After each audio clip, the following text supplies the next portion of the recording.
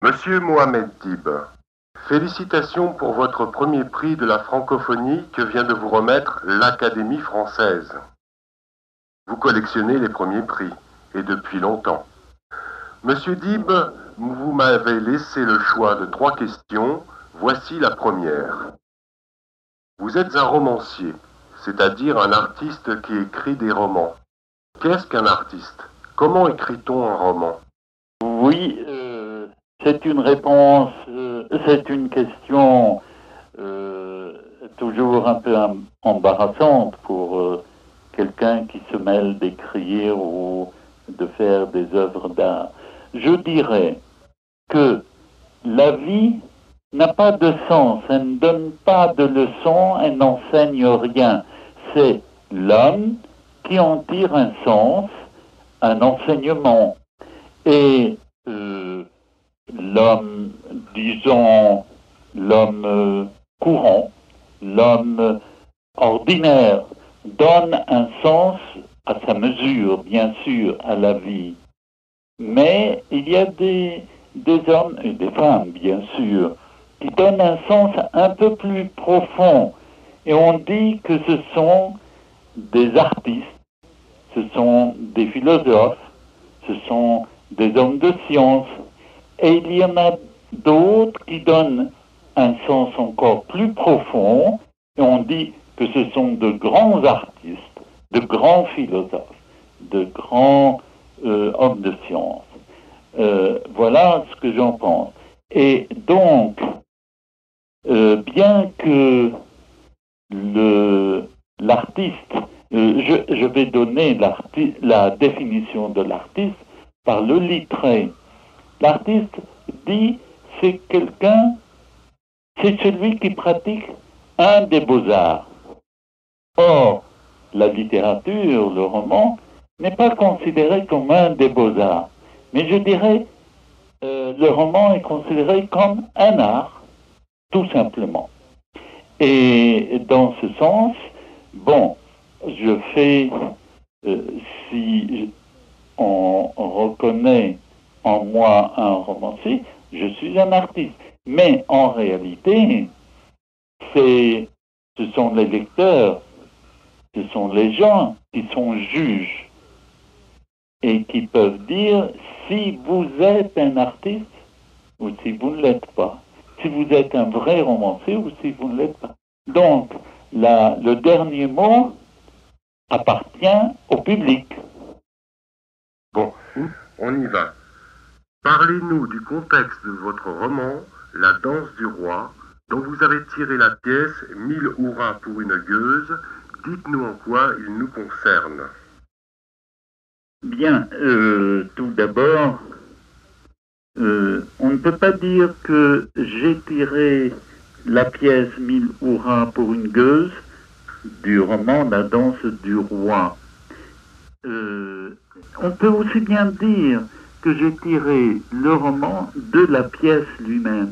Ça veut dire que j'ai composé les deux choses pratiquement en même temps.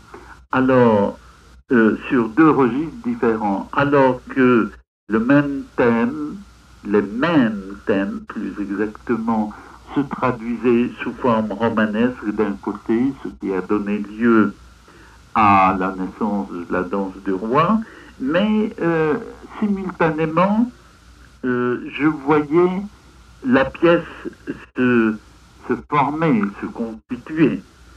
Et donc, voilà pour un peu situer les choses.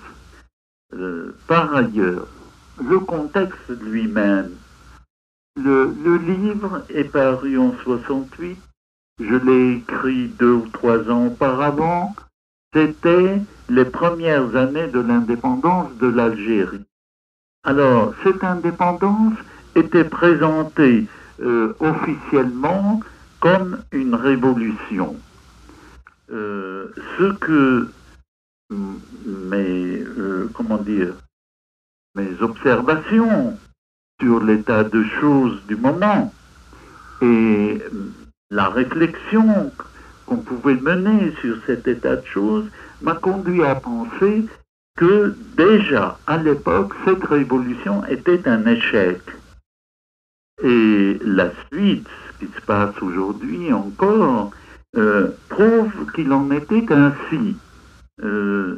Voilà donc l'enseignement que j'ai tiré moi-même des événements, de la situation de ce moment-là en Algérie, c'est-à-dire des premières années de l'indépendance.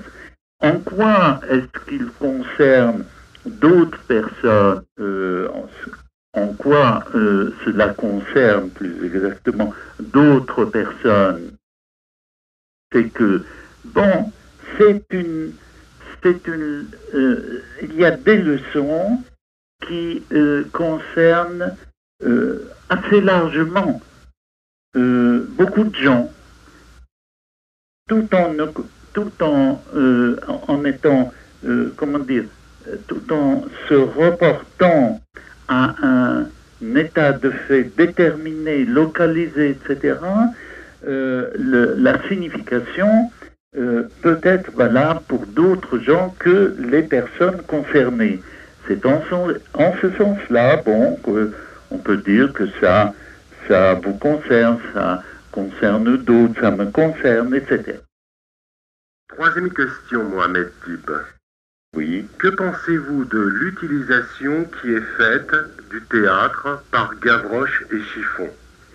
Alors, l'utilisation du théâtre, j'aimerais que vous me précisiez davantage du théâtre en général ou de cette pièce. Il y a un peu des deux questions. C'est-à-dire, vous avez vu dernièrement une des versions de la danse du roi, interprétée par Gavroche et Chiffon. Oui. Qu'est-ce que vous pensez de cette mise en scène, de cette transfiguration de votre œuvre? Et puis, d'une façon générale, la pratique, comment pratique Gavroche et Chiffon, comment ils apportent le théâtre sur la place publique? Oui, alors je dirais que d'une manière générale, Gavroche et Chiffon ont tiré le meilleur parti pour deux comédiens qui, donc, dont ce qui fait un nombre limité d'acteurs pour cette pièce, ont tiré le meilleur parti possible. C'est une façon de prendre leur bien dans quelque chose qui sert à la fois la pièce et les acteurs. J'ai vu bien sûr comment cela a été, a été compris par Gavroche et Chiffon, et je ne peux, pour ma part, qu'être satisfait du résultat par le fait que ce n'est pas une mise en scène et un jeu conventionnel, traditionnel, parce que ça sort des sentiers battus, et surtout, étant donné que cette mise en scène et le jeu des acteurs Gavroche et Chiffon est un jeu, disons, pour la place publique. Ça change tout. Ça donne une expression ouverte d'une pièce de théâtre. Voilà ce que j'en pense. Eh bien, merci beaucoup Mohamed Dib d'avoir répondu à mes trois questions. Et puis, au nom de tout le public, je voulais vous remercier de nous avoir donné tant de livres, à nous, amoureux, ignorants.